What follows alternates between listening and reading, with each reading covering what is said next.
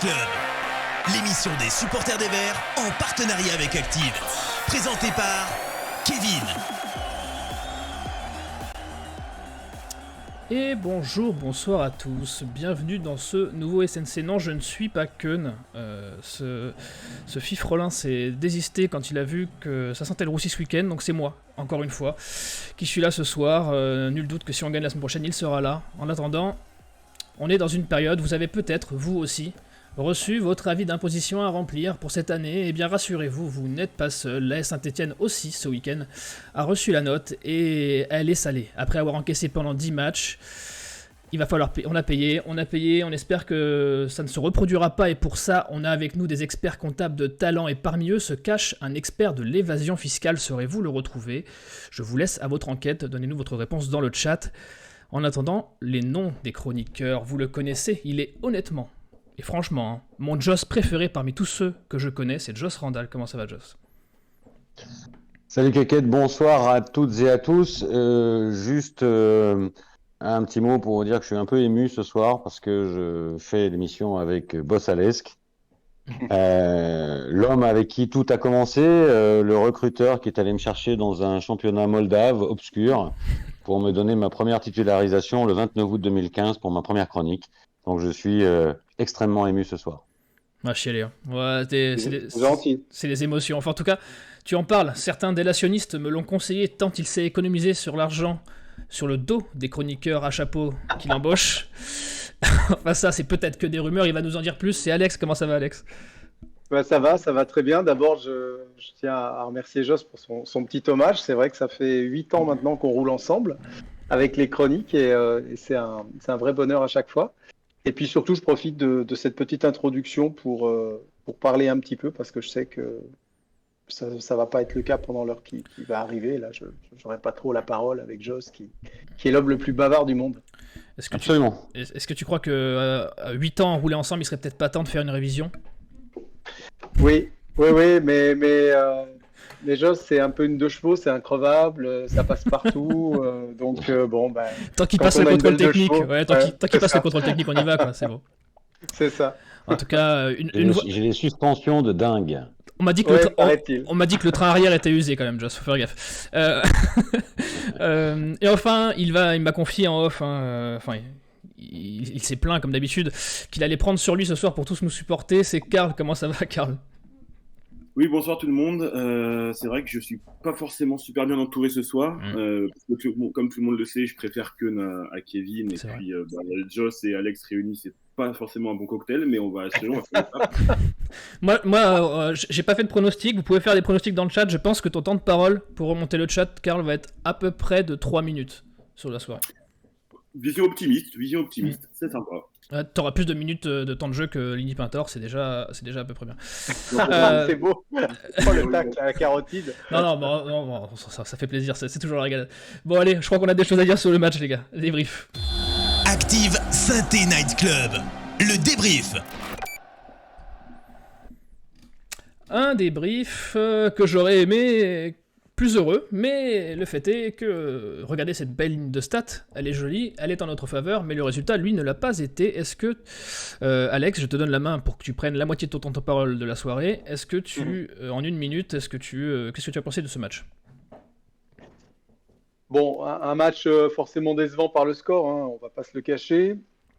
On attendait à ce que la série se poursuive, que la confiance engrangée nous permette de bousculer des Messins qui, eux, courent après la montée, hein, tout simplement. Ce qu'il faut regarder, c'est qu'aujourd'hui, sur les 3 clubs qui sont descendus de Ligue 1, il y en a 2 qui jouent réellement la montée, et puis nous, hein, qui allons finir en roue libre cette saison. Alors oui, déçu parce que je pense que beaucoup de choses sont évitables en début de match, et ces 3 buts qui s'enchaînent, avec un scénario un peu différent pour chaque but, mais tout aussi frustrant.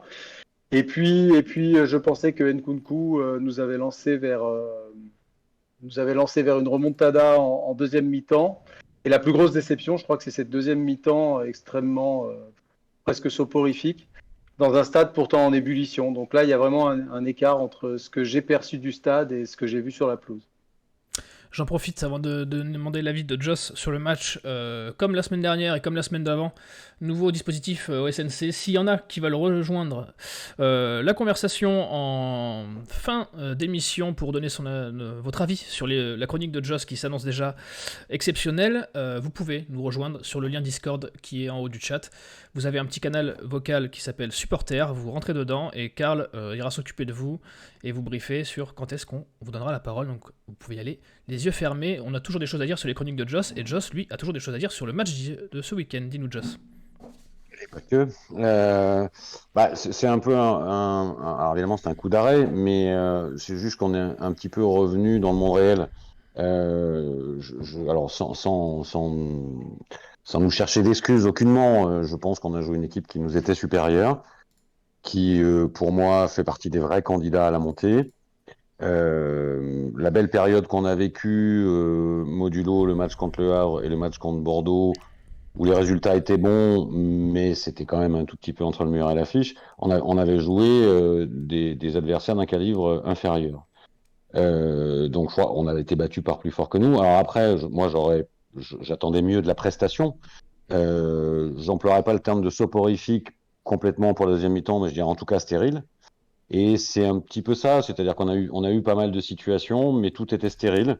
Mais stérile par manque de qualité, stérile par manque peut-être d'investissement, stérile par manque de certains joueurs, on y reviendra tout à l'heure, mais aussi rendu stérile par une équipe en face qui défendait super bien, qui laissait pas d'espace, qui nous a amené à tirer une vingtaine de fois, mais dans des positions qui logiquement n'auraient pas forcément dû toujours amener des tirs. Donc voilà, moi je trouvais ça assez logique en fait, tristement logique.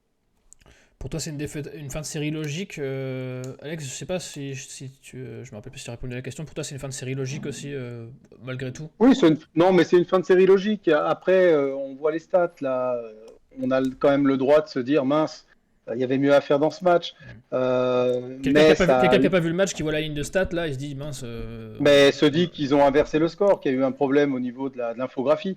Parce qu'on voit les X-goals, on en pense ce qu'on veut, mais ça signifie quelque chose quand même. Le pourcentage de passes réussies, les tirs cadrés, enfin, je veux dire, tout est à l'avantage de Saint-Etienne.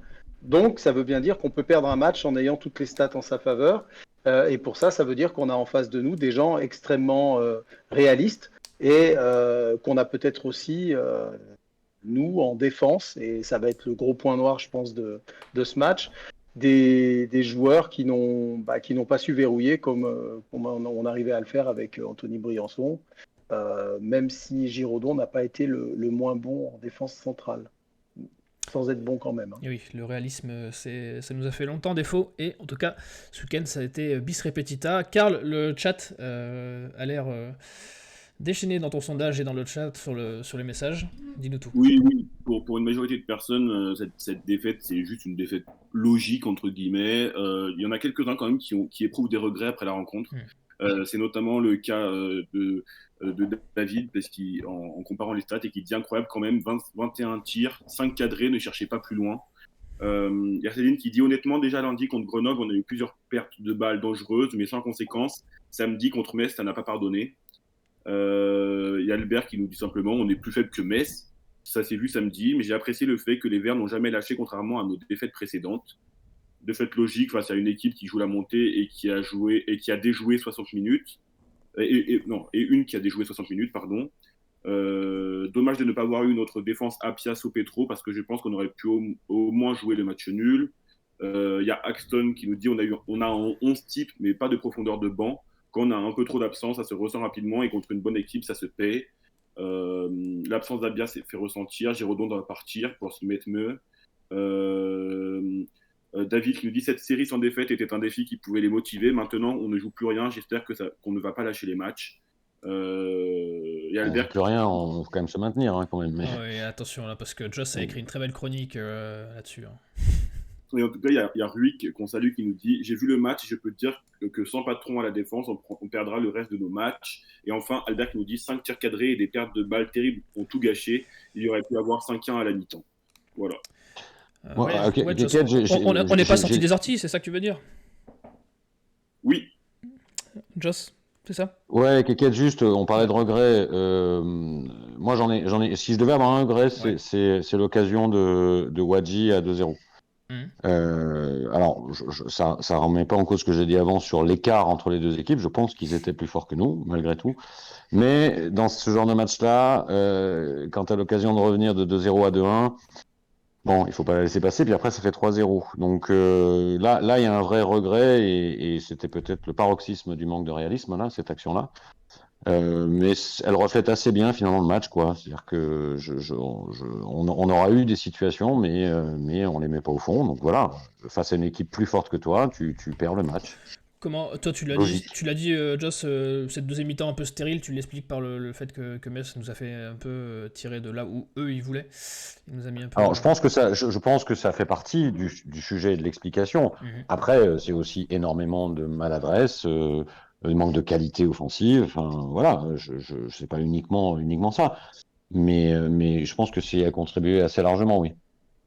Alex, t'as une explication toi sur Ouais, ce. ouais, non, mais j'ai pas trouvé Metz dans la grande maîtrise non plus, hein. Je trouve qu'on est en train de tresser des lauriers à Metz qui sont pas forcément mérités. On s'est mis dedans tout seul, en fait. Metz a pas contrôlé vraiment les débats, Metz a pas subi non plus forcément très volontairement. Saint-Étienne a mis la pression que Saint-Étienne voulait mettre. En revanche, en deuxième mi-temps, oui, ça a été beaucoup plus dur. Il y avait moins d'inspiration. On a un milieu de terrain qui a été quand même extrêmement absent des débats. Et je crois que c'est ce qui nous a Oui, fait clairement. défaut sur la rencontre. Euh, Wadji, je suis moins sévère que toi, Joss, sur Wadji, parce que même s'il doit, en tout cas, il peut marquer, c'est évident.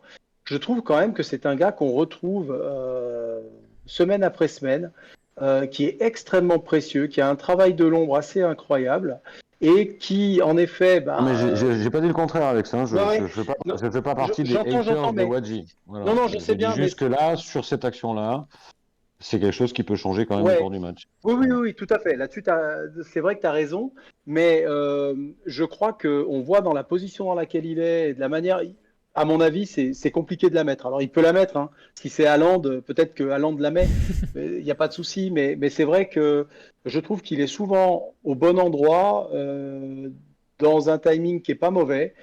Il a encore de temps en temps une boîte à chaussures à la place de la chaussure, mais honnêtement, j'espère vraiment que c'est un joueur qu'on va conserver parce il est précieux à la finition et il le prouve de semaine en semaine là, Mais depuis moi quelques aussi, temps. je Ouais, pense que ça fait partie des joueurs qu'il faut probablement conserver. ouais, ouais. Voilà, c'était pas l'analyse ne valait pas jugement définitif sur le joueur. Hein. Je parlais juste de Mm. cette action-là. Et ben si tu devais, Joss, me sortir tes tops et tes flops, comme on a l'habitude de les appeler, sur ce match. Ah, les tops, c'est toujours compliqué après un match comme ça de parler de top parce que Si t'en as, on voit t'es pas bien obligé qu'il d'en avoir, hein. Tu y a peux. pas. Non, alors, j'ai pas de top. J'ai deux joueurs et je sais que je suis peu suivi là-dessus, mais tant pis. Il y a deux joueurs dont j'ai aimé une partie du match.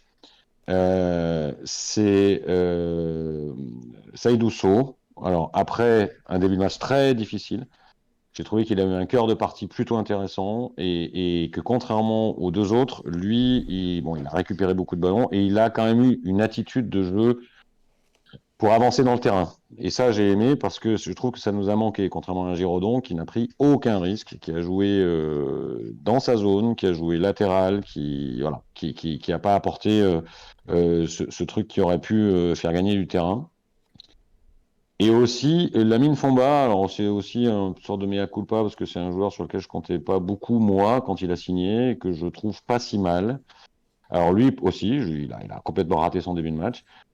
Mais après, là encore, pendant une trentaine de minutes, 30-40 minutes, les 20 dernières de la première et les 20 premières de la deuxième, j'ai trouvé que lui aussi, il a récupéré des ballons et qu'il a eu cette capacité à avancer que n'ont pas eu ni Bouchoirie ni Lobry. Ah, tu vas Euh, faire partie des rares et, défenseurs de Fomba, je pense, sur ce ouais, match. mais tant pis, moi, je ne hurle pas avec les loups. Euh, J'invite ceux qui lui tombent dessus à re-regarder le match. Vous verrez qu'il y a des choses intéressantes dans ce qu'il a fait, dans sa proposition. Et comme le jeu est d'en mettre trois, eh ben, je vais vous surprendre pour le troisième.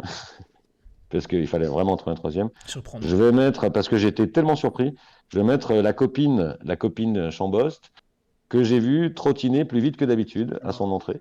Aïe, Ce qui m'a beaucoup surpris, hein, parce que d'habitude il trottine, mais il trottine pas vite.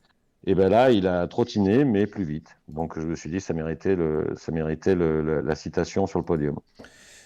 Non, ça c'est plus un clin d'œil. Hein, Ouais. Non, mais c'est Geoffroy Guichard, c'est pas Angien, on est d'accord. Du coup, à contrario, dans tes mauvais élèves, tu peux mettre son collègue de rentrée Pintor, c'est ça? Ah non, mais lui, pour moi, il est hors concours, Pintor. C'est tellement pas un joueur de foot, en fait, il a pas sa place ni dans un top, ni dans un flop d'une équipe de foot. C'est pas un joueur de foot, en fait. Voilà. C'est tout. Enfin, point. Si je devais noter, enfin, en tout cas, décerner des flops à ceux qu'on peut considérer comme des joueurs de foot, le milieu de terrain, Bouchoir et Lobry, voilà. Ouais. J'ai trouvé Petro en difficulté, mais j'ai pas trop envie de le taper dessus parce que je trouve qu'encore plus que d'habitude, il a été peu aidé sur son côté gauche. Enfin, il a quand même été légèrement moins bien. Et puis, notre ami Crasso, enfin, c'est pareil, Maladroit. on est plus dur avec les gens dont on attend plus. Et Crasso, il fait partie des bons joueurs de cet effectif, qui est censé normalement donner de l'épaisseur à notre jeu offensif. Et je trouve qu'il n'en a pas donné. Et voilà. C'est vrai, il était maladroit. J'ai un peu mon avis sur la question, sur le ralentissement des prestations de Jean-Philippe Crasso. Je pense qu'il doit y avoir des choses qui bougent un peu dans sa tête en ce moment. Ah. Ce qui n'est pas forcément une bonne nouvelle pour les quelques matchs qui restent. Dis-nous en plus, Joss, si tu... Ah non, mais moi, je ne peux vous dire que mon ressenti, parce que je n'ai pas d'informations là-dessus, mais on sait tous que sa situation contractuelle va être un sujet, est déjà un sujet, va être un sujet, et inévitablement, ça doit commencer beaucoup à discuter dans son entourage, lui, il doit y penser beaucoup, et je ne peux pas imaginer que ça n'ait pas une influence sur ses performances. Tu penses aussi qu'il veut pas se péter, peut-être Alors peut-être ça déjà, et aussi parce que quand tu commences à avoir la tête à penser à peut-être autre chose que la SS, bah t'es un peu moins la SS, quoi. Voilà. Ok. Alex, tu partages ses avis? Sur les tops et les flops? Ouais, ou si tu as d'autres noms, ou sur Crasso. Non, sur les tops, non, sur les tops, moi, même si Nkunku, c'est un top un petit peu permanent depuis quelques semaines, ça reste un top quand même pour moi, même s'il a eu des passages à vide dans la rencontre, il a perdu des ballons, il a pu mettre les défenseurs en difficulté, mais quand même... il défend pas aussi. Hein. Oui, il défend pas, mais il conserve un niveau de performance, en tout cas de statistiques, depuis des semaines, qui est quand même assez impressionnant. Et rien que pour la régularité de son niveau de performance et des statistiques qu'il rend, je trouve que ça doit rester un top. Après, on a le droit de penser qu'en effet, le match de samedi était certainement pas le plus abouti de Nkunku. Et force est de constater que s'il y en a un qui est réaliste, s'il y en a un qui perd pas de la confiance en ce moment, c'est bien lui.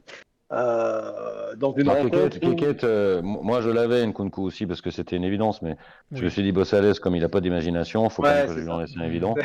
Sinon il va galérer, il va gratter, il va pas trouver quoi. Et du coup, il on va quand même lui laisser les évidents, quoi. Voilà. Non, mais t'as raison, il a parlé de Chambost, et Chambost, moi je veux bien en parler 20 secondes. Vas-y.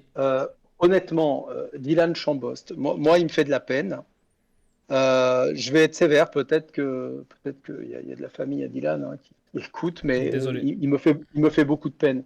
En fait, il est clairement établi que ça n'est pas aujourd'hui un joueur qui a le niveau pour évoluer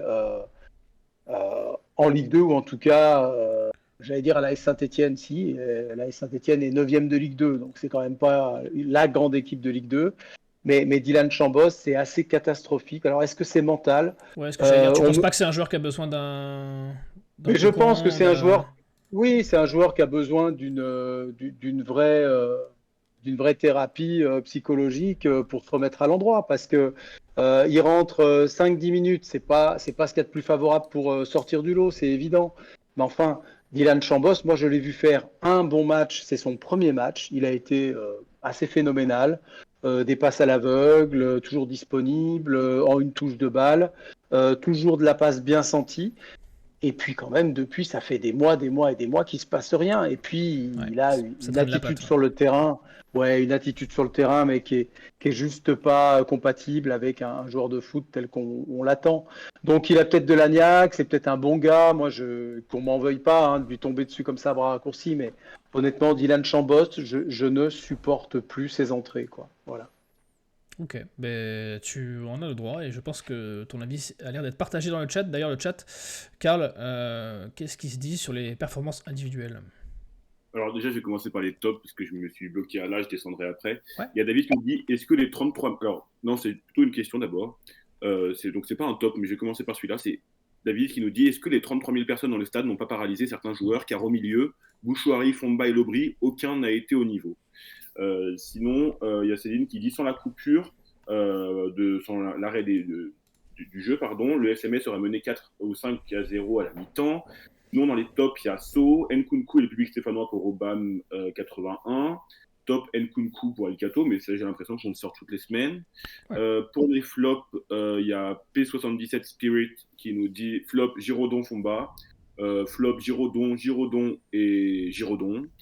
Nkunku, le reste, match raté. Flop Girodon Petro, Girodon Bouchouari Crasso. Il y en a toujours un qui revient quand même. Il y a Leïla qui nous dit l'absence de mon conduit a pesé. Pintor est bien pour courir le 100 mètres. Crasso a totalement raté son match. Il a tout échoué pour Albert. Et encore au 100 mètres, moi je suis pas sûr. Hein. Il faut déjà qu'il arrive à faire 100 mètres. Même pour le 100 mètres, moi j'ai des doutes. Hein. Il y a Larsonneur qui revient, je l'ai vu plusieurs fois. Ouais. Il y a d'autres qui le mettent dans le top, et puis il y en a d'autres qui les mettent dans les flops. Et il y a Dromadaire qui nous dit petit flop, petit. Hein. Donc, Larsonneur, passif sur le premier but, il doit faire mieux sur le deuxième. Nkunku, je l'ai trouvé au-dessus de d'habitude, mais je l'ai trouvé en dessous de d'habitude, mais il a été là au bon endroit, au bon moment pour Axton. Et après, sur Chambaud, Pintor, Girodon, Nadé, ça n'a rien à faire à Saint-Etienne, même en Ligue 2. Certains n'ont même pas ce niveau. S'ils ne sont paralysés, il ne faut pas les prendre à Saint-Etienne. On est bien d'accord. Perdu pour le foot pro. Enfin voilà, ça se déchaîne un peu, donc voilà. Oui, Moi j'ai deux petites réactions qui au chat là. D'abord le coup des 33 000, s'ils sont paralysés par 33 000 personnes, enfin, je veux dire, tout le monde sait, enfin tout le monde veut ça, y compris eux. C'est 33 000 personnes qui sont de leur côté, c'est pas à l'extérieur quoi. Ouais, ça c'est de la flûte.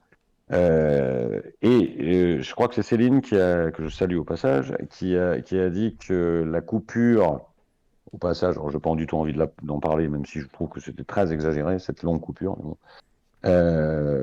a peut-être eu un effet sur l'élan messin. Je sais pas si vous avez vu le Messin là, qui a carrément dit après que c'était volontaire, hein, que Saint-Etienne on était habitué dès que ça allait mal à faire arrêter les matchs pour couper l'élan de l'adversaire. Je trouve ça un peu dingue. Je sais pas ce que vous en pensez. J'avais prévu si on avait un petit peu de temps d'en parler, mais puisque tu abordes le sujet, on va faire une petite aparté avant de reparler un peu de tactique. Qu'est-ce que vous avez pensé, vous? Je sais pas si vous étiez au stade ou pas d'ailleurs, de ce qui s'est passé d'un point de vue de l'interruption, du chambrage de Mikotadze, de la réaction d'après-match de Traoré sur le public. Moi j'ai trouvé ça un petit peu hypocrite de sa part, de Traoré, et de Mikotadze aussi, de dire que c'est parce qu'il était formé à Lyon que ça justifiait de pouvoir faire ça. Qu'est-ce que tu en as pensé, Joss, puisque tu voulais en parler? Alors, tu viens de citer trois choses qui pour moi sont de domaines et de niveaux différents. Ce qui s'est passé et qui a amené l'interruption, alors moi, à titre tout à fait personnel, je trouve ça un peu dingue que maintenant on puisse plus venir dans un stade et supporter ses couleurs où qu'on soit dans le stade et que ça déclenche ce genre de problème. Mais ça, c'est un problème de philosophie plus large. Après, cette grosse interruption, je trouvais ça, comme je l'ai écrit, j'étais un peu l'impression de prendre un bazooka pour tuer une mouche, quoi. Ça m'a paru très exagéré et très long, surtout. Oui. Après, le chambrage de Mikotadze, c'est évidemment pas bien malin, voilà. Non, c'est bête, c'est de la bête. Maintenant, voilà, c'est devenu un élément du foot aujourd'hui. Voilà, je crois qu'il faut vivre avec, hein, tout simplement, à défaut de l'accepter. Et quant à la déclaration d'après-match, Moi, je trouve ça dingue que le mec puisse dire qu'à Saint-Etienne, on est habitué à faire arrêter les matchs, parce que c'est quand même ce qu'il a dit. Un peu complotiste sur les bords, ouais, là-dessus. Ouais, c'est juste, je pense que le garçon est pas bien malin, tout simplement. Voilà, pas bien malin. Alex, on en a parlé un peu en off avant l'émission, vu que Joss arrive en retard, il n'a pas pu se rendre compte, mais... Oui. Mais Non, mais en plus, on se rejoint sur... l'autre, il me balance en plus. Non, mais on se rejoint sur tous les points, parce que Mikotadze, bon, on va pas faire non plus la Vierge effarouchée. Si demain, Amouma avec Ajaccio met un but au Groupama Stadium et le 4L2... Là, il y a 6 mois de tweets de Karl, on s'en sort plus, quoi. Donc, et je pense que les Stéphanois en rigoleront et que les Lyonnais seront pas contents. Bon, là, c'est pareil. Après, ça fait partie du foot. Maintenant, heureusement qu'on n'est pas dans une violence telle qu'un joueur doit réfléchir 10 fois avant de faire un geste un petit peu provoque. Bien sûr, c'est dans le jus, on peut pas pardonner. Mais... Voilà, et puis les supporters, ils ont fait quoi? Ils ont sifflé et puis c'est tout. Il n'y en a aucun qui a traversé la rambarde, il n'y en a aucun qui a couru derrière Mikotadze. On n'en est pas là. On n'en est pas à Fekir. En fait, juste on peut rajouter un poil de philosophie sociétale à tout ça. Est-ce que ça serait... Est-ce que c'est pas devenu un problème, ce genre de manifestation, justement parce que l'ambiance générale du foot est devenue une tension permanente? Est-ce que tu crois pas aussi... Je faisais allusion aux 6 ou 10 gars qui ont enlevé leur blouson avec leur maillot de Metz, avec leur petit drapeau et qui a mis le feu aux poudres. Moi, je trouve ça pas normal. Je trouve qu'on devrait pouvoir vivre son match dans n'importe quel stade.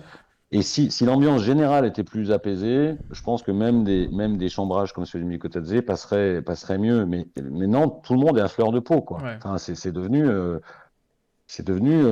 tendu, hein, quand même, le foot. Hein. Tout est sujet à explosion, quoi. C'est devenu dingue. Hein. On en parle depuis tout à l'heure, mais peut-être qu'il y a des gens qui n'ont pas, qui ont écouté que le match à la radio, qui n'ont pas vu ce qui s'est passé. Tu peux résumer, Joss, vite fait, brièvement ou... Il y avait une dizaine de supporters messins qui étaient dans le bloc 31. Donc, ou 33, je sais jamais. Enfin, celui qui est proche du Cop Nord, qui était en Henri Point, qui était non identifié, c'est-à-dire qu'ils avaient des blousons. Et sur le deuxième but, alors ils ont attendu. Pas dans le parcage visiteur. Non. Voilà. Ils étaient en Henri Point, mais du côté qui est proche du Cop Nord, pas très loin du Cop Nord. Donc proche aussi du parcage. Ils ont attendu que les Messins arrivent. Alors, les Messins, ils ont raté le premier but, ils sont arrivés entre le premier et le deuxième but. Et sur le deuxième but, ils ont tous enlevé leurs blousons, ils avaient des maillots de Metz dessous, ils ont sorti les drapeaux qui étaient dessous, ils sont mis à agiter leurs drapeaux de Metz. Ce qui a créé un mouvement avec les mecs qui ont voulu en venir en main avec eux, etc. etc. Okay. Voilà, ça s'est passé à peu près comme ça. Et ça devrait évidemment pas se passer comme ça, mais là on sort un peu du cadre du débat, mais tout est devenu motif à explosion, même des choses un peu qui devraient pas, quoi, un peu insignifiantes. Et je trouve ça pas bon pour le foot. Voilà. Est-ce qu'il n'y a pas eu... Oui, mais c'est toute la question de savoir si on est capable d'absorber finalement la frustration de quelque chose qui va pas dans le sens de notre équipe par l'attitude d'un supporter qui supporte l'équipe adverse et qui, à côté de nous, jubile, pendant que nous, on se tient la tête à deux mains. Voilà, est-ce qu'on est capable aujourd'hui d'accepter ça, ou alors on n'est pas capable? Dans ce cas-là, il ne faut pas aller dans un stade. Mais ça, c'est véritablement un vrai sujet de société. Ce n'est pas que dans le foot, c'est dans plein de choses. Aujourd'hui, on le voit. Moi, je me rappelle être allé à Bordeaux la saison dernière pour le 2-2, avoir sauté dans la tribune à chaque but stéphanois alors qu'on était mené 2-0 et sur le but refusé à Bordeaux en toute fin de match aussi, voilà, et personne n'est venu me dire, alors vous allez me dire c'est Bordeaux, mais personne n'est venu me dire ouais bon ça va, c'est bon machin, et j'étais super content et je me suis pas retenu. Par contre à Strasbourg, quand je suis allé voir Saint-Etienne, je me suis retenu. Je trouve que c'est pas normal d'aller dans un stade et de retenir ses émotions parce qu'on se dit tiens il y a le voisin ou la voisine, je sais pas qui va râler, qui va, voilà, c'est tout. Nul doute en tout cas que ça fait Tout le monde aura un avis là-dessus, et c'est tant mieux, on est là pour en débattre. Je vois que le chat donne son avis depuis tout à l'heure, et je vois de tout, hein. Je vois c'est le jeu, c'est comme ça, ça m'a choqué, blablabla, etc. Mais il y a des avis contraires, et je pense que c'est une situation qui est sujette à débat. On n'aura pas malheureusement beaucoup de temps pour en parler. En tout cas, ce qui est sûr, c'est que, comme disait Joss à la base, ça se justifiait peut-être pas une pause aussi longue qu'elle a été décrétée par l'arbitre du match. Pour en revenir un peu au match, les gars, parce qu'on a encore un ou deux points à aborder. Avant de passer à l'instant chroniqueur de Joss, il faut qu'on se prévoie quand même une petite demi-heure. Tu as parlé tout à l'heure d'une défense qui a pris l'eau, en fait. Moi, j'y ai surtout vu une dépendance aux absents. On craignait ça la semaine dernière sur le fait qu'Apia soit pas là. Et j'avais dit dans l'émission que pour moi, c'était un peu... la fondation un peu invisible Apia et qui tenait un peu la baraque sans qu'on s'en rende vraiment compte. Tu as aussi parlé du milieu de terrain qui a été en délicatesse, surtout au début du match. À qui la faute, Joss ? Alors, ce que tu viens d'évoquer est un vrai élément qui nous amène à penser à la suite aussi, j'y reviendrai tout à l'heure. Mais notre ami Patrick Guillou le dit depuis plusieurs chroniques, je suis assez d'accord avec lui, même dans les bons résultats, c'est une équipe qui n'a pas de marge. Cet hiver, on a juste corrigé les plantages de cet été. On a corrigé, c'est-à-dire qu'on a mis les gens qu'il fallait au poste clé, mais on n'a pas plus de marge que ça. Ce qu'a dit Romeyer dans une interview récemment. Absolument, on n'a pas plus de marge que ça. Et on voit que qualitativement et quantitativement, l'effectif, il a pas de marge, quoi. Je pense que c'est le meilleur terme. Et il arrive dans une saison, à un moment où tu cumules des absences sur des postes clés. Je crois aussi que, alors, l'absence de Briançon, elle se fait sentir. Il y a pas de réel remplaçant du niveau de Briançon qu'il a démontré sur les 8-10 dernières prestations qu'il avait faites.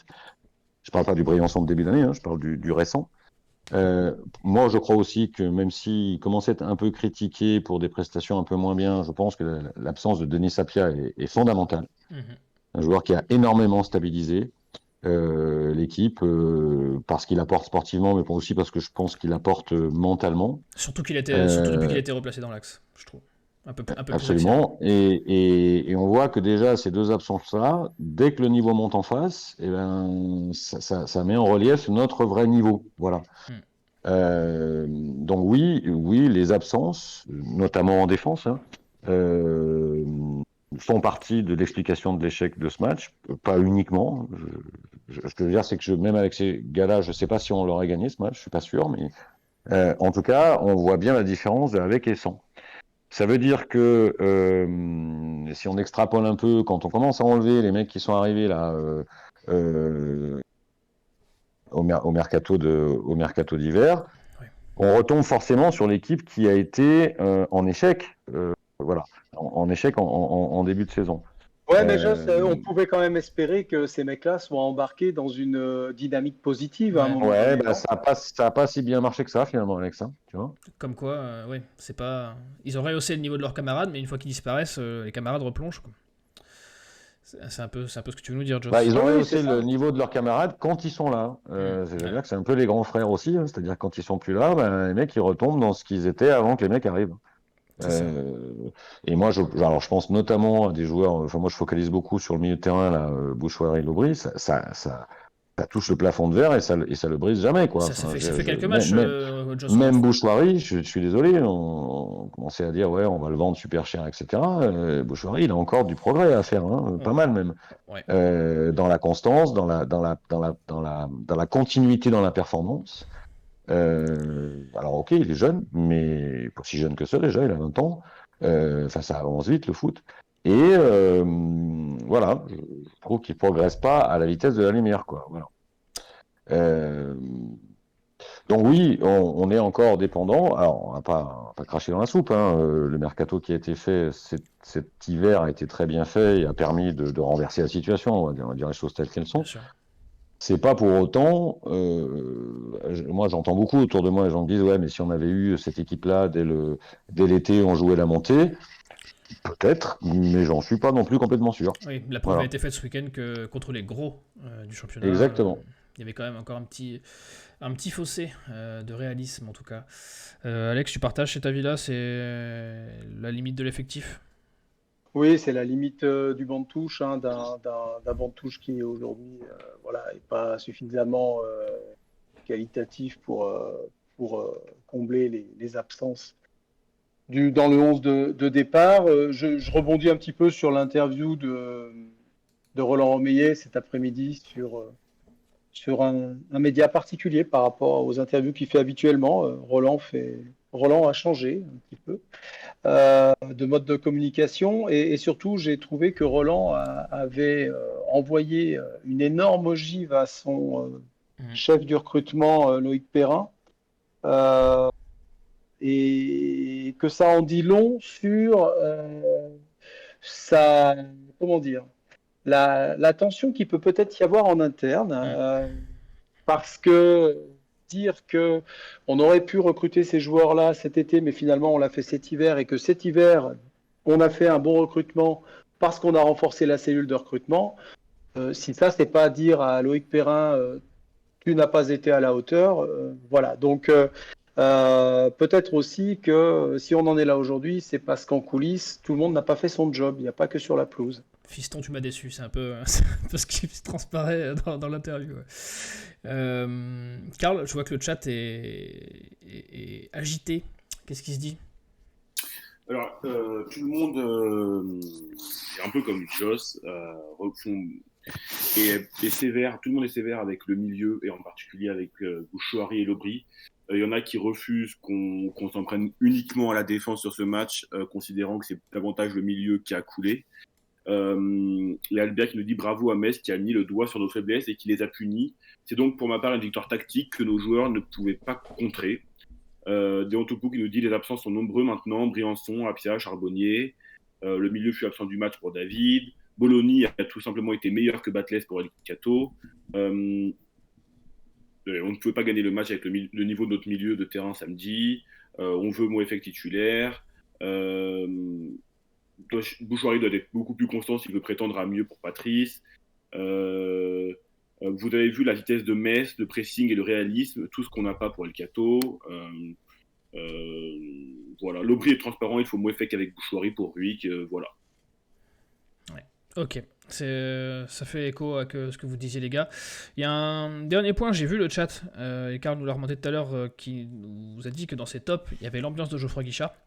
Il y a une très belle interview sur la chaîne YouTube de Prime Vidéo, je crois, de Crasso, qui dit en gros, le public stéphanois peut être énervé dans les moments difficiles, mais dès qu'il y a de l'action, ils sont toujours derrière nous, ils aiment trop Saint-Étienne, ils aiment trop les Verts, c'est plus fort qu'eux.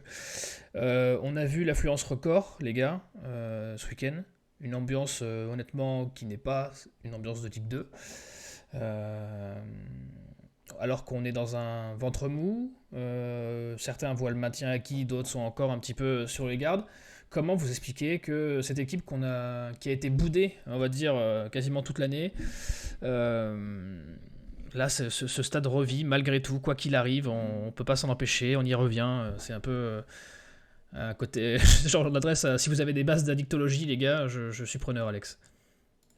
Ouais, alors moi qui ai parfois un petit peu tapé sur les supporters il y a quelques saisons, en dénonçant beaucoup de choses, alors je vais vous dire, cette année, s'il y en a bien sur qui on ne peut pas taper, c'est bien les supporters.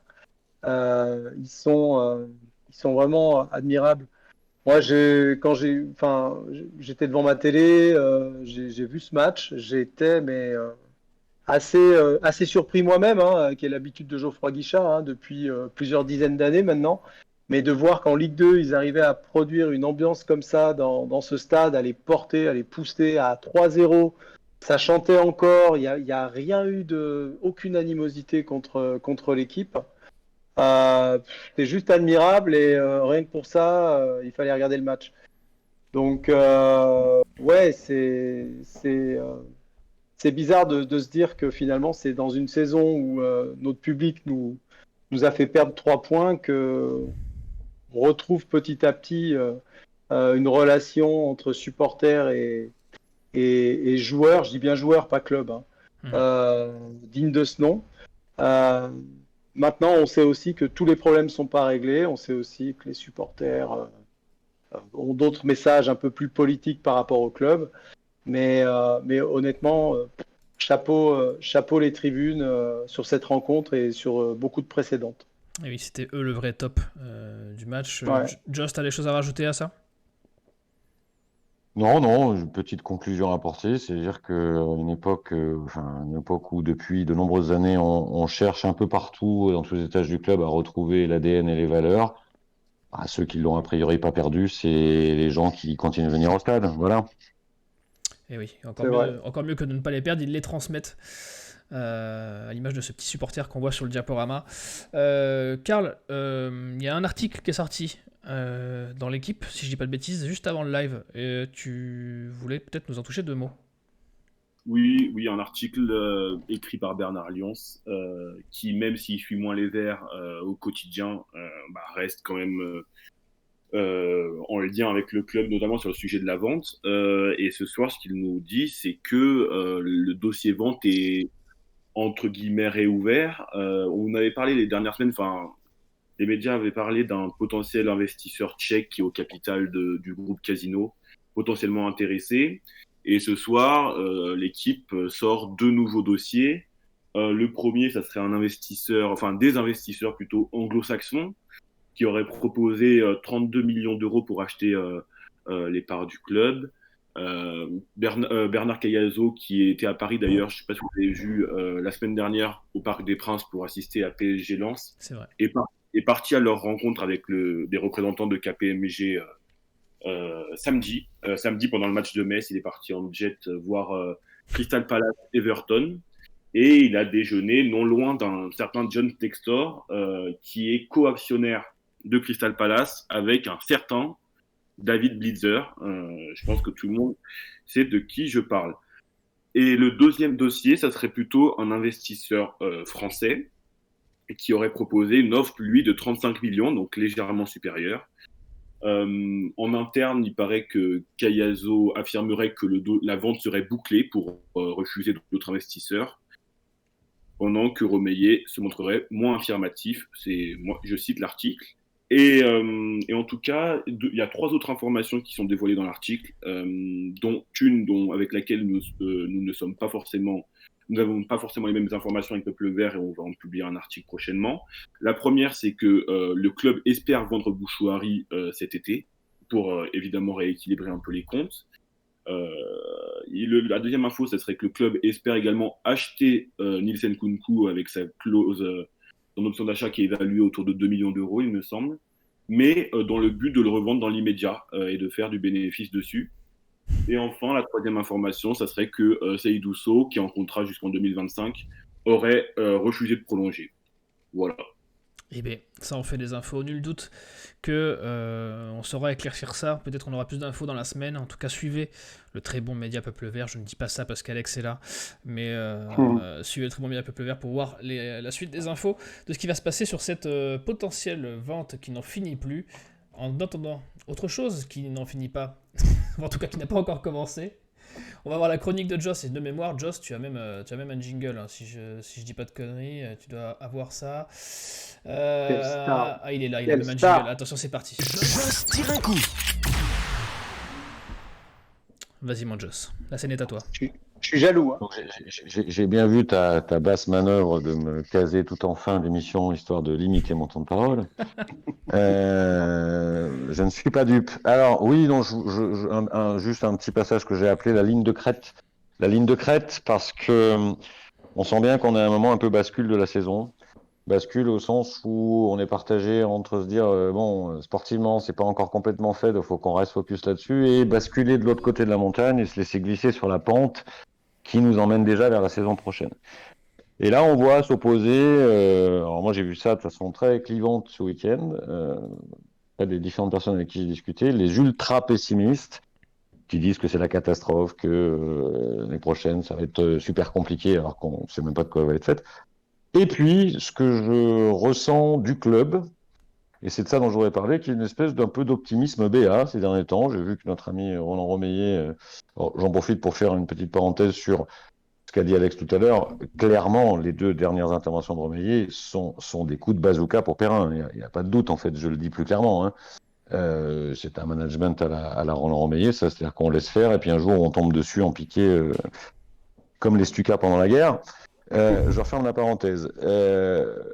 Et je trouve que ce match, finalement, c'est un peu une cloche qui a sonné pour ramener un peu l'église au centre du village et nous a ramené un peu la réalité. Parce que il y avait quand même un risque un peu d'enflammade narcoleptique ces derniers temps. La série était belle. Mais moi, j'ai vu Roland Romeyer sur RCF dire que la SS était une Ferrari. Décidément, il aime beaucoup les Ferrari, ce garçon-là. Qui Et a on parlait été de en deux mauvais... chevaux tout à l'heure. Hein. Et on parlait de 2 chevaux, comme quoi tout se retrouve toujours. Et une Ferrari qui n'était pas en bon état, mais qui va mieux. Genre, voilà, elle est prête à reprendre les circuits. Et moi, je pense qu'elle n'est pas encore tout à fait prête à reprendre les circuits. Donc ça va peut-être un peu nous faire du bien. Je rappelle juste quand même que cette espèce de douce euphorie là qu'on a eue pendant 10 matchs, bon, d'abord, il faut regarder le contenu de tous les matchs. Toutes les victoires n'ont pas été écrasantes non plus. Deuxièmement, ce mieux, bon, je félicite les gens qui ont fait ce mercato d'hiver parce qu'il nous a permis, il va nous permettre de rester en Ligue 2. Enfin, quand même juste une correction d'une situation anormale, il ne faut pas l'oublier. Il n'y a pas de quoi non plus se taper sur le ventre. Et puis, ben, on en a parlé en longueur pendant l'émission. On voit bien que l'effectif, avant même de penser à la gestion des cas de Crasso, de Nkunku et des autres, eh ben, je suis pas sûr qu'il soit en l'état lui-même déjà un effectif fait pour jouer assurément la montée en Ligue 1. Et moi, j'entends beaucoup ça là maintenant dans les éléments de langage qui sortent en provenance du club. Curieusement, on entend un peu plus le club depuis que ça va mieux. Ça aussi, c'est un truc sur lequel on pourrait revenir. Et qui dit, bah, c'est sûr, les gars, c'est sûr, l'année prochaine sera la saison de la montée en Ligue 1. Alors moi, je suis très content d'entendre ça parce que j'aimerais bien qu'on revienne en Ligue 1. Simplement, il va falloir travailler un peu. D'ici à pouvoir poser ce projet sur la table parce que il nous manque de la qualité, il nous manque de la quantité. Je rappelle quand même que l'année prochaine, il va y avoir 4 clubs qui vont descendre de Ligue 1. Alors, ils sont pas forcément tous très bons, mais enfin, c'est 4 clubs qui redescendent de Ligue 1, donc ils seront quand même encore semi-armés version Ligue 1. De toute façon, mais c'était pas très bon l'an dernier et on voit ce qu'ils font cette année.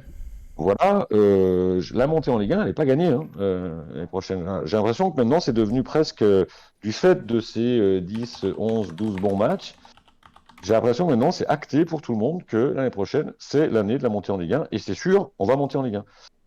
Alors, je dis juste, attention, il faut travailler, c'est loin d'être acquis, et ce match-là, je trouve, nous a bien remis un peu les idées en place. Il y a meilleur que nous en Ligue 2 cette année, on l'a vu. Et le simple fait de décréter ne suffira pas à être le meilleur de Ligue 2 l'année prochaine. Donc, messieurs, il faut travailler. Voilà ce que je voulais dire. Ouais, et je rajoute, Joss, ce que tu dis, et je souscris tout à fait, c'est que l'année prochaine, il y aura 6 clubs qui étaient en Ligue 1 l'année dernière. Il y aura un tiers de la Ligue 1 en Ligue 2 l'année prochaine, de l'année dernière. Je ne sais pas si je me fais bien comprendre. Et il y en aura 4 plus nous, ça fait 5. C'est qui le 6e? Eh ben, le 6e, c'est Bordeaux ou Metz. Oui, ça se tient, ça se tient. Ouais. Voilà. Et ça veut dire quand même que c'est une Ligue 2 qui a un très bon niveau, hein, et de laquelle il va être dur de s'extraire. Absolument. C'est loin d'être gagné. Et je pense que bon, on va pas jouer l'épice vinaigre. Moi, je suis très content de ce qui se passe depuis le début de l'année. Ça nous fait quand même du bien. Mais attention aux réalités, quoi. La Ligue 2, c'est un championnat qui est difficile, qui est super serré. Il faudra assurément la commencer en août et pas en janvier déjà. Et pour, parmi ces 6, prétendre être dès le début, avoir le projet d'être dans les 2 ou 3 ou dans les 2,5, ça ne sera pas avec l'équipe actuelle, même après avoir corrigé les probables départs. Il va falloir étoffer tout ça. C'est vrai que ce sera peut-être je le vois dans le chat, la Ligue 2 la plus difficile à gagner ou au moins à accéder à la montée qu'il ait jamais existé, puisque avec toutes les descentes, ça pue un peu. Karl, qu'est-ce que dit le chat dans les grandes lignes sur cette magnifique instant chroniqueur de Joss? David nous dit ce monologue de Joss va finir en 2024. Albert qui nous dit, j'avoue que j'ai succombé à l'enflammade. Faudra faire un bon mercato d'été pour pouvoir jouer la montée. Il cause bien ce cowboy, c'est Jérémy Magique qui nous dit ça. Je rejoins Dios pour KE 42. C'est beau l'espoir pour Albert. J'espère que la saison actuelle servira de leçon. J'ai vu d'excellents joueurs dans d'autres équipes de Ligue 2 meilleurs que certains de nos joueurs. D'accord avec Joss. Donc voilà. Ok. Les gens Ouais, sont d'accord avec toi. quoi. Tout le monde est d'accord. J'ai envie de dire un petit peu comme d'habitude, quoi. Ouais, après, t'es un peu la star de cette émission, quoi. Donc c'est ça. c'est que justice rendue, quoi. Bon. J'en profite juste pour relayer une nouvelle information qui vient de sortir. Cette fois, c'est 90 Football qui nous dit que Crasso serait proche d'un accord. En tout cas, je vais vous dire exactement. Selon l'information, Crasso est en effet proche d'un accord, effectivement, avec Mönchengladbach, en Allemagne. Voilà. Alors, de mémoire, Mönchengladbach, il joue un petit peu en vert aussi. Ils ont un maillot extérieur au minimum avec un peu de vert, mais c'est pas nous, quoi. Bon, il va falloir trouver un attaquant en plus, les gars. Et ça, c'est pas gagné. Oui. C'est pas gagné, parce que ça va rejoindre ma théorie de il veut pas se péter. Ça va rejoindre ma théorie de il veut pas se péter avant la saison prochaine, du coup. Du coup, ça va peut-être poser problème pour le prochain match. On est parti. Active Saint-Étienne Night Club. Le prochain match. Eh ben, ouais, les gars. Voilà une info qui va nous tomber dessus pour parler du prochain match, parce que notre ami Crasso, s'il a prévu de signer avec un plus gros club, il va peut-être pas vouloir finir avec les jambes en vrac d'ici la fin de l'année. Du coup, on va affronter une équipe de Rodez qui, elle, est sur 6 victoires sur les 7 derniers matchs. Une équipe hautement en forme. Ça sent plein nez le match piège. Qu'est-ce que t'en penses, Alex ? Ouais, ça sent le match piège. Il va falloir digérer Metz.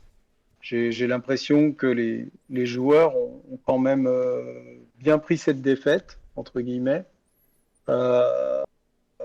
Mais quand même, c'est un autre test qui va pas être évident, Rodez. Et on n'est toujours pas mathématiquement sauvé, même si je sais que Joss fait monter la barre du sauvetage avec Micheline, mais on n'est toujours pas sauvé. Quoi qu'il en soit, bon, pas trop de crainte non plus. Rodez, ça peut être un test sympa aussi pour se racheter de Metz. À l'extérieur, c'est bien, comme ça, ceux qui avaient peur des 33 000 spectateurs seront moins paralysés à Rodez. Voilà. Non, honnêtement, j'ai de l'espoir pour cette rencontre parce que, encore une fois, même si Battles dit ne pas préparer la saison prochaine, si on veut avoir des prétentions sur cette fin de saison et puis l'année prochaine, décemment, on ne peut pas avoir peur d'aller à Rodez. Voilà. On va avoir un petit sentiment de revanche aussi. Rodez qui nous a déjà battu 2 fois cette année. Si je dis pas de bêtises, c'est 2 fois à la maison en plus. Ouais, tout à fait. C'est le moment de voir si cette équipe a la capacité de réagir et puis d'avoir un petit peu d'orgueil. C'est possible. Mais voilà, et c'est pas un match dans lequel tu parlais de Crasso et du fait qu'il lève le pied. Je sais pas s'il lève le pied, s'il le fait consciemment. Ça doit le travailler. De toute façon, cette fin de saison, son futur contrat. Saint-Étienne n'a peut-être pas dit son dernier mot dans cette affaire-là non plus. Pourquoi pas le faire réfléchir? On a vu dans une interview cette semaine qu'il s'entendait super bien avec Nielsen Kounkou et avec certainement plein d'autres joueurs de l'effectif. C'est un groupe dans lequel il a l'air de se sentir très bien. Peut-être a-t-il envie de se dire qu'il vaut mieux être dans une équipe de haut de tableau en Ligue 2 que dans une équipe qui va lutter dans le bas de tableau de Ligue 1 ou d'ailleurs.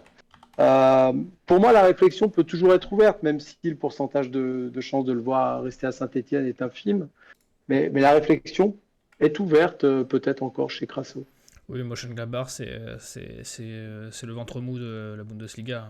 Donc, Mais c'est moi, je crois que Crasso, il est copain avec Nkunku, mais à mon avis, il est surtout copain avec son banquier. Donc, mais il y a beaucoup de gens qui sont copains avec la banque. Je crois pas qu'il va y avoir tellement de débats que ça, mais bon, je peux me tromper. Qu'est-ce que tu en penses, Joss, de ce déplacement à Rodez?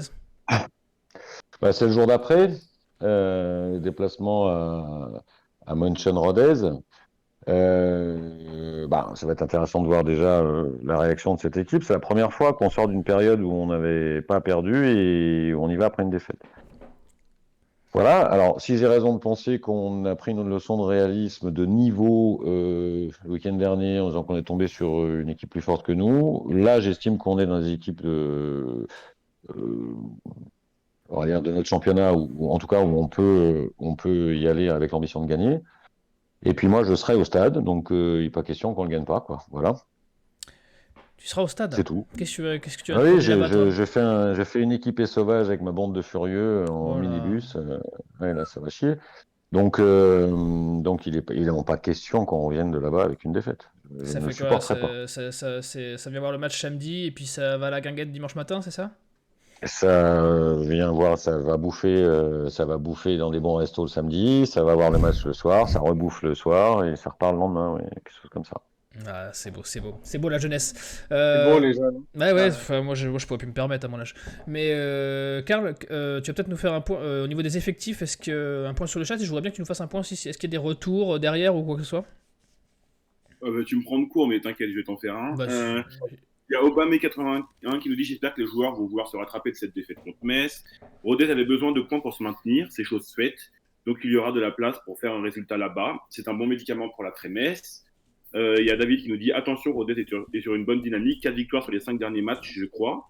C'est même 7 victoires sur les 8 derniers, il me semble. Je sais plus 6 sûr. sur 7. 6 sur 7, pardon. C'est ce que j'ai dit tout à l'heure. Je me souviens plus de ce que j'ai écrit. Risque-t-on de prendre les 3 points de sursis ou pas? Bon, ça n'a aucun rapport, mais normalement non, selon RMC. Ce sera évidemment du coup le parcage le plus petit de la saison, avec entre 150 et 200 supporters stéphanois. Je ne sais pas si Girodon sera titulaire, mais pour lui, le match de Rodez peut lui servir de rédemption si on fait référence au match aller, où il avait pris un carton rouge. Il va falloir savoir rebondir à Rodez, où ça sent le match piège pour Piazza le Breton. Patrice qui nous dit: pour bien connaître Rodez, pour y habiter et suivre l'équipe, aucun doute, Sainté est plus costaud et il n'y a pas photo. Mais il faudra être solide, notamment défensivement. Il y a un jeune attaquant à Rodez, Corredor, qui va vite et peut prendre en défaut notre défense hyper lente. Voilà. Ok, je vois quelques pronos aussi, si tu les as, tant qu'on y est. Il y a une victoire 2-1 pour les Verts de David, victoire 2-0 pour SNR, victoire 2-1 pour Céline, victoire 4-2 pour Spider Fox, match nul pas mieux pour Calais 42, qui est ni optimiste ni pessimiste. Voilà. Ok. D'un point de vue tactique, Alex, qu'est-ce qu'on change pour gérer le corridor de Rodez? Ouais, c'est ce qu'on change. Je pense que Batles va se poser des questions sur le milieu de terrain, évidemment. Alors, est-ce qu'il va asseoir Bouchoirie sur le banc de touche? C'est pas sûr. Peut-être pour Mouefek. Je vois beaucoup Mouefek qui revient dans le chat, peut-être. Je trouve que la paire Mouefek-Bouchoirie fonctionne bien. Ça mériterait quand même d'aligner les deux d'entrée de jeu. D'autant que Lobry est quand même encore moins convaincant que Bouchoirie en ce moment. Donc, et ça fait un moment que ça dure, Lobry. Autant Bouchoirie a des hauts et des bas, autant Lobry est dans les bas depuis un long moment. Il n'y a plus de débat, c'est le cas de le dire. Voilà. Là, cette fois-ci, voilà. Il y a Bamba qui était sur le banc de touche là, ce week-end. En défense centrale, est-ce qu'il va vouloir revoir certaines choses? Est-ce qu'il va reproduire ce qu'il a fait? Il y a des choix de Laurent Batles qui vont en dire long, peut-être aussi sur des joueurs qu'il va souhaiter conserver ou pas la saison prochaine. Ouais, c'est pas faux. Est-ce que tu as un petit prono, Alex? Allez, 2-1 pour les Verts. Joss, qu'est-ce que tu changes à la compo et ton petit prono, s'il te plaît? Je suis plutôt d'accord sur l'association, tenter l'association Mouefek Bouchoirie. Après, j'ai un doute sur Mouefek parce que sa rentrée est bonne pendant 10 minutes et après, je vois sur certaines courses vers l'arrière donner l'impression de piocher comme je l'ai rarement vu donner l'impression de piocher. Donc, je sais pas où il en est physiquement, à vrai dire. Donc du coup, titulariser un mec qui peut potentiellement pas être en pleine caisse physiquement, ça pose question. Voilà ce que je changerais principalement. Alors moi, Bamba, je suis vraiment pas client, donc je le garderai en super sub. Ouais, je suis d'accord. La Bamba triste pour lui. Ouais, voilà. Après, on est à un moment de la saison où c'est plus tellement le moment de faire des exercices tactiques. Donc je pense qu'il n'y aura pas beaucoup plus de changements que ça, à mon sens, par rapport à l'équipe qu'on a vu samedi. Et un petit prono. Voilà. Et un petit prono pour finir. On va gagner 2-1. On va gagner 2-1. 2-1, bah décidément, c'est peut-être le prono de la gagne. À vos côtés match, tous. On arrive à la fin. On a peut-être fait même une minute de rab, on va se faire lâcher. Me reste à vous remercier, messieurs. Merci Alex, merci Joss d'avoir été là, c'était un plaisir. Merci Karl d'avoir pris. Un plaisir partagé. Et un gros bisou à mon boss Alex. Mais oui, gros bisous. Dans l'histoire d'amour dure depuis longtemps. Il se chamaille, mais il s'aime tellement. Merci à Karl d'avoir pris sur lui. On va le envoyer en thérapie. Un jour, je vous dirai tout sur boss Alex. Un jour. Quand j'arrêterai, je parlerai. Voilà, c'est ça, les vérités vont sortir. C'est pour ça qu'on le garde. À retrouver chez Romain Molina. Ça va être autre chose que l'article de Bernard Lyons, croyez-moi. Et merci à Karl qu'on envoie un tel assaut pendant 15 jours pour récupérer de cette émission. Merci au chat d'avoir été là aussi nombreux aujourd'hui. On vous embrasse, prenez soin de vous et allez les Verts. Ciao. Salut les gars, ciao.